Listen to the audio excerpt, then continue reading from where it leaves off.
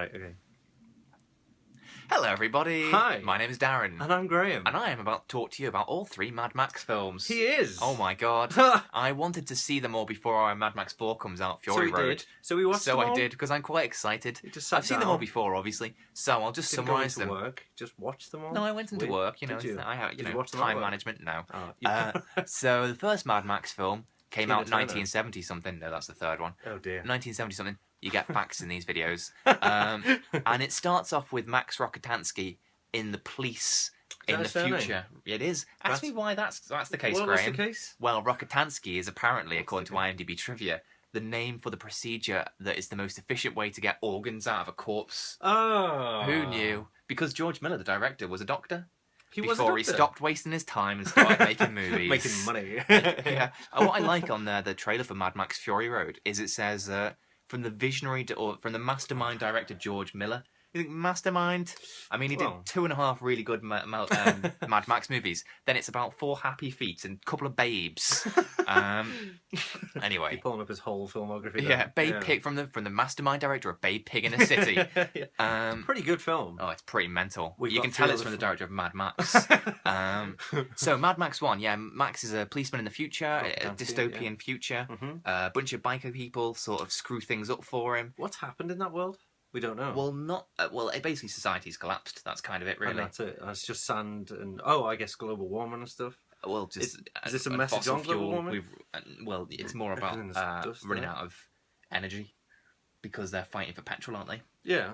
So they're fighting for petrol. So in the first one, yeah, I think in between the first one and the second one, there's a proper, more sort of efficient apocalypse because things look pretty bad in the first one, but they're still in diners and they're working in jobs. Yeah. Whereas in the second one, there's just nothing. Yeah, and they're just in a wasteland. It's just a desert. So something bad happens with spikes everywhere. Yeah. Something bad happens in Mad Max to Mad Max, which I won't give away, but I'll just say something bad happens. Yeah. In Mad Max 2, well, he wasn't that mad to start with. He was just pretty mad. Just a bit. Yeah. Well, I guess it would make him madder than if he was pretty mad. So Mad Max 2, he's a drifter alone in the wasteland, defending. Surviving, yeah. He gets involved with these people who have petrol. Yeah. And he's like protecting them or defending them from these other people, but he's more doing it for himself because he wants stuff. Yeah. Because in the future, everything is run by mechanics. If you're not a mechanic, well, no, it's just barren and people want cars. Yeah, exactly. So they need petrol for them. Yeah. But nobody needs a mechanic. Well, that's what I'm saying. Yeah, but it's not like you said everything's run by mechanics. In the land of cars, the mechanic is king. Well, not that's the phrase. No, the man with the shotgun is king. Well, yeah, I suppose. So that's the second one. So it's like a big sort of high-speed chase to get their stuff somewhere else, whilst other people are trying to nick it from them. Oh. And then in the third one, pesky varmints.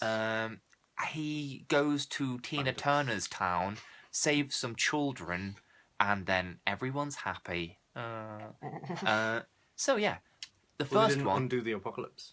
No, we didn't cancel the apocalypse. The first one's obviously amazing. There's no denying that. Yeah. What? Yeah, I know you said Pacific Rim. What? Carry on. I'm listening. Yeah, the first one's amazing. Learn. It's low budget. Well, thank you. Low budget action film. Really good. Made Mel Gibson who he is. It's his first proper film, if not his first ever film. Ooh, I have a question coming up. Go on. No, say it now. Does the genre change from 1 to 2? Like Alien kind of deal? No. Because they're both action movies set in the apocalypse. It's yeah. just basically right. Okay. The way it works is quite well to a degree. In that the first one is about a man losing his soul. The second one is about him sort of lost in the abyss, and the third one is about him regaining his soul. Sort of one sinking into the darkness, in the darkness, finding the light. It works fine if you say that. But then when you watch it, I don't want to see him find the light. It's called Mad Max because I want to see a crazy man living in the apocalypse. So the first one's brilliant because it's about a man turning crazy, and the second one's amazing because he's at the height of his kind of well, it's not insane, but he's like insular and he doesn't say anything, like the proper anti-hero where it's like monosyllabic and like they don't say anything. Everything they do is for their own agenda. And then the third one, because he's coming back up, I don't want it's getting out the stuff that was cool. It's about the shoot first, ask questions later. We're losing that. And I think Mel Gibson had started to become famous at that point. So suddenly the 16 words from the first movie are like, he's quite, the chatterbox. And obviously it had American money sort of shoveled onto it. So, now we have to get Tina Turner in and stuff like that. Yeah. And I'm going to be honest with you, Tina Turner's actually pretty good in it. The songs are god-awful. They make me want to sort of run cheese wire through my ears. Oh my God. Is cheese wire even a thing? I just said it. Yeah, she's fine. Yeah, carry on. Whatever, something's going through. My eardrums are getting burst. It's awful. I hate the songs. But she, as an actress, is pretty good in it. But the problem is, in it, I've only seen her in this. Yeah. But it's Tina Turner. No, she's not dead now. Oh. So on the one hand, you're going like, okay, you are pretty good in this. But on the other hand, you're going, but you are definitely Tina Turner. It's like that bit in, well, this is a rubbish film anyway, but that bit of Die Another Day when Madonna just turns up and she's like, stop fighting, boys. And you're like, why aren't any of you wondering why Madonna's there? Yeah. And killing her. So, or, you know, I mean, I love The Prestige as well, but that bit where David Bowie turns up and does his guess the accent game. Although I think he's really good in that.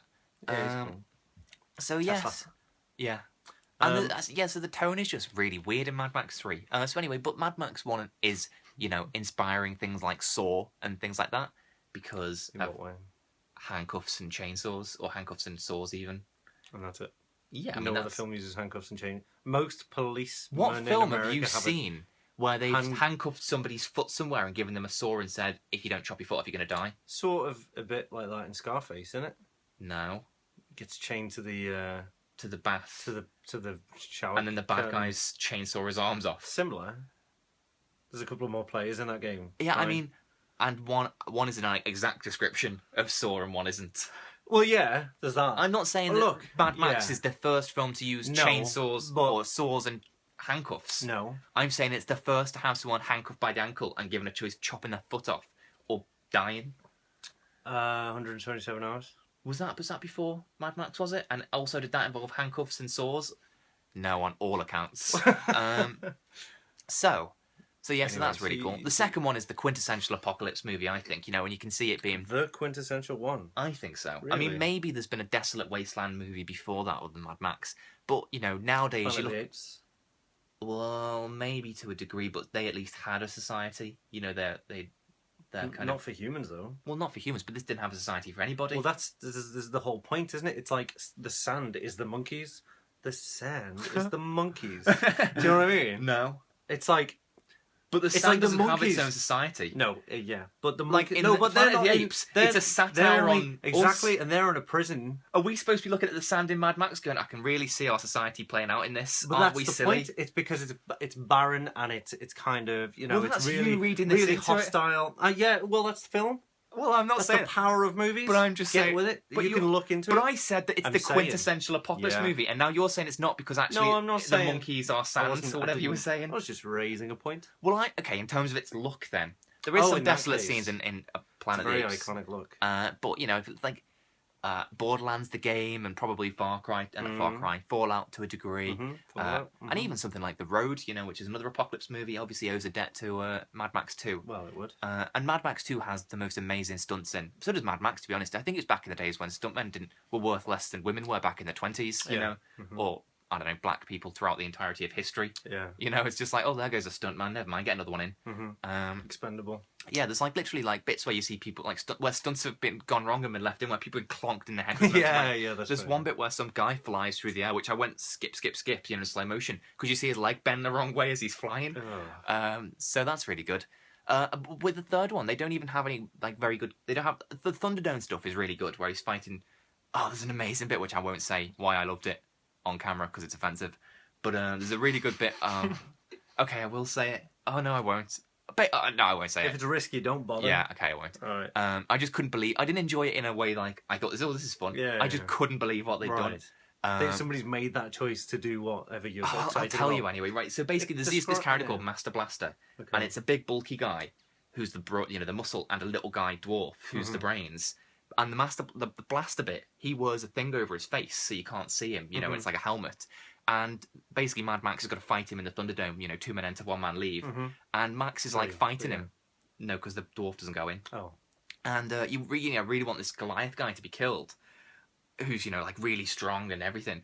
And at the very end, Max whacks the guy's helmet off, and it's just a guy with Down syndrome, and he's just like really happy. He's like a really nice guy. Oh my god! I know, and I was proper like, oh, what do you do? Like he just looks like a really happy guy. Jesus. Yeah, and it was that proper decision, like, you know, for reasons plot driven. Max has to kill him, but now he doesn't want to, and I love the way it went from this big massive Goliath who, you know, just doesn't think and kills things to being, you know, a manipulated and abused, like disabled person. Yeah.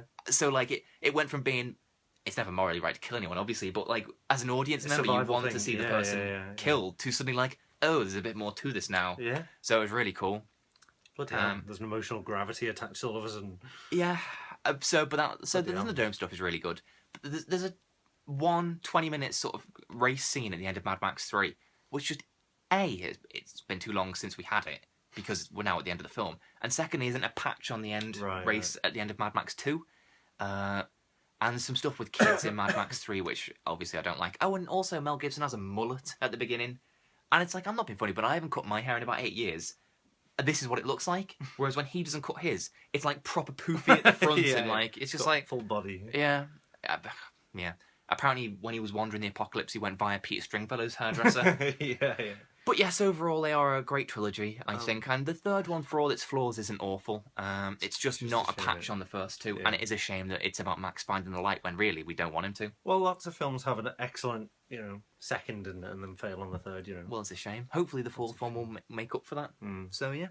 Like the Matrix. Matrix 2 is excellent. No, it's not. Matrix 1 is Spider-Man 2. excellent. Yeah, Spider-Man 2 is Batman, excellent. Dark Knight, Yeah, I think the Dark Knight movies are consistently brilliant. They are all very good. I think Rises is obviously not the best, but I don't think it's bad.